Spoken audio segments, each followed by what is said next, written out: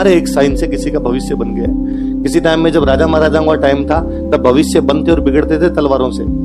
एक राजा तलवार लेके निकलता, किसी की रक्षा करता, अपना साम्राज्य जीतता, तो उसका भविष्य भी बनता। जिन लोगों को रक्षा की उनका भविष्य सिक्योर होता। अब वो तलवारों के जमाने नहीं, अब किसके जमाने हैं? कलम के जमाने, पेन के जमाने। अब उसकी राज है। आपको लगता है कि नहीं मुझे तो खूब सारे पैसे ही कमाने, फिर इस नौकरी को मत कीजिए, क्योंकि आप जिस नौकरी में जा रहे हो ना, इस एग्जाम का नाम क्या है जिसकी तुम तैयारी कर रहे हो? RAS। क्या फुल फॉर्म होती है RAS? Rajasthan administrative service, Rajasthan प्रशासनिक सेवा। तुम सेवा में जा रहे हो, नौकरी में नहीं। तुमने खुद चूज किया है, तो हम नौकरी नहीं कर रहे, तुम सेवा कर रहे हो। और सेवा का, नौकरी का मतलब होता है 9 से 5। नौकरी जैसे मैं मान लो नौकरी करता हूं, तो मेरे लिए नौकरी का मतलब है 7 से 7। भाई मैं प्राइवेट नौकरी करता हूं 7 से 7, कि भाई 7 बजे आऊं, शाम को 7 बजे जाऊं, जितनी क्लास होती लूं। कोई सरकारी नौकरी करता, बैंक में नौकरी करता है, बैंक में नौकरी, बैंक वाली में सेवा नहीं है। कभी सुना भारतीय बैंक सेवा? वो नौकरी है। तो उस नौकरी के अंदर क्या होगा? 9 से 5, 9 बजे आया 5 बजे आया, तुम्हारे ऐसा कोई टाइम नहीं होगा। तुम्हारा यह है कि तुम एक दिन 9 बजे ऑफिस जाओगे, 5 बजे तुम्हारी भी ऑफिस बंद होगी। पर तुम जब 5 बजे ऑफिस बंद करके तुम्हें लगा 9 से 5 तक सारे दिन फाइलें सलटाई तुमने, पता नहीं कितने अलग अलग प्रकार के लोगों से मिले, कितने तुमने कोई फोन सुने अधिकारियों के, नेताओं के, कोई आगे तुम्हें कुछ डायलॉग सुना के गया, कोई कुछ ही कह के गया, कहीं ने माथा पच्ची की तुमसे। और तुम्हें 5 बजे लगता है अब मैं घर जाके पढ़ूंगा यार थोड़ी देर, और तुम्हारे ड्राइवर कहते हो गाड़ी निकाल, घर चलते हैं फटाफट। तुम घर पहुंचे नहीं, उससे पहले तुम्हारे पास फोन आया तुम्हारे सीनियर का कि पास के गांव में सड़क बन रही है, पर किसानों ने रोड जाम कर दी कि हम यहाँ से सड़क नहीं बनने देंगे। गांव में इस प्रकार के पंगे होते हैं, यहाँ से रोड नहीं निकल देंगे, हमारे खेत आगे, या यहाँ से हम बिजली की तार नहीं निकलने देंगे। और तुम जाके गांव वालों को समझाओ, तुम घर ही नहीं पहुंचे, तुमने गाड़ी उधर मोड़ी, तुम रात को 9 बजे तक उनको वहां समझा रहे हो बिठा के, ऐसे नहीं है, मैं सरकार से बात करूंगा, तुम्हें मुआवजे दिलवा देंगे, ये कर देंगे। गांव वाले तुम्हें गालियां निकाल रहे हैं, फिर भी तुम उनको जैसे तैसे समझाने की कोशिश कर रहे हो सकता है 2-4 बाटे लेके भी खड़े हो, तुम पुलिस को लेके साथ खड़े हो, यदि ऐसा कुछ हो जाए तो हो।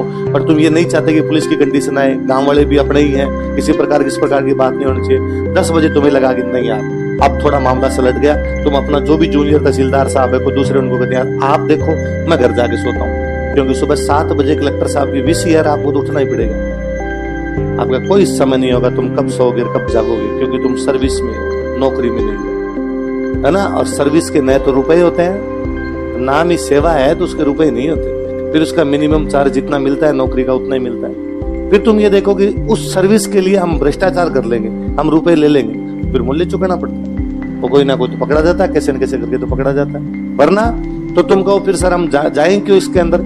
इसलिए जाए क्योंकि तुम यदि ईमानदारी से काम करोगे और यदि तुम पूरे दिन में बहुत ढंग से काम करोगे तो कुछ काम तुम ऐसे करोगे डेली कि तुम्हें रात को नींद बहुत अच्छी आएगी। कुछ काम ऐसे होंगे कि हो सकता है तुम एक गांव के अंदर गए जहां पे एक शिविर लगा, प्रशासन गांव के संग ऐसे लगते हैं, प्रशासन गांव के संग, प्रशासन शहरों के संग ऐसे कार्यक्रम लगते हैं। तुम SDM हो, तुम वहां चेयर पे बैठे हो, तुम्हारे साथ बाकी सब बैठे, तहसीलदार साहब बैठे, ग्राम सेवक जी बैठे, पटवारी जी बैठे, बैंक के अधिकारी बैठे, कोऑपरेटिव सोसाइटी वाले बैठे, वहां के मास्टर जी बैठे, सारे के सारे बैठे।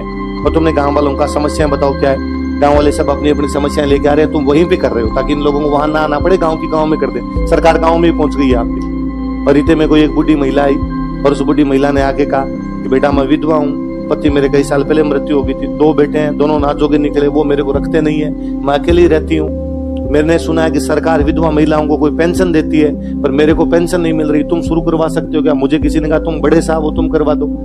तुमने पूछा कि तुम्हारा आधार कार्ड है कि नहीं है? आपने पूछा कि वृद्धावस्था का कोई पेंशन प्रमाण पत्र बना? उसने कहा नहीं है। क्या तुम्हारा बैंक में कोई खाता है? नहीं है। तो जब तक सरकार के कागज नहीं होंगे शुरू होंगे नहीं। पर तुमने हाथों हाथ वो तीनों वहीं बैठे बैठे बनवा दी। तुमने किसी का आधार कार्ड बनाओ, इनका ये बनाओ, हाथों हाथ उनके खाते में 1400 रुपए 700 रुपए जितने मिलते हैं ट्रांसफर करवा दी। वो महिला आशीष देती हुई जाएगी, उस दिन रात को तुम्हें नींद बहुत भली आएगी। तुम्हें लगेगा तुम्हारे एक साइन से किसी का भविष्य बन गया है। किसी टाइम में जब राजा महाराजाओं का टाइम था तब भविष्य बनते और बिगड़ते थे तलवारों से। एक राजा तलवार लेके निकलता, किसी की रक्षा करता, अपना साम्राज्य जीतता, तो उसका भविष्य भी बनता। जिन लोगों को रक्षा की उनका भविष्य सिक्योर होता। अब वो तलवारों के जमाने नहीं, अब किसके जमाने हैं?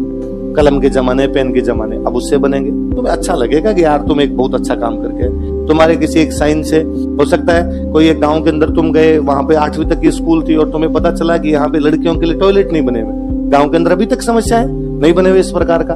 गांव वालों ने कहा साहब ये नहीं है, तुमने एक साइन किए, तुम्हारे एक साइन करने से वहां पे वॉशरूम बन जाते हैं, वहां पे टॉयलेट बन जाते हैं, 2 कमरे बन जाते हैं, बच्चे पढ़ सकते हैं, खेल का मैदान बन जाता है, बच्चे खेल सकते हैं। क्या पता उनमें से कोई एक बच्चा आगे चल के भारत के लिए रिप्रेजेंट करे, तुम्हें अच्छा लगेगा कि तुम्हारे साइन से सब कुछ हुआ था। इसलिए नौकरी देती तो बहुत कुछ है, पर आपसे छीनती भी बहुत कुछ है। आपके व्यक्तिगत जीवन को पूरा समाप्त कर देती है।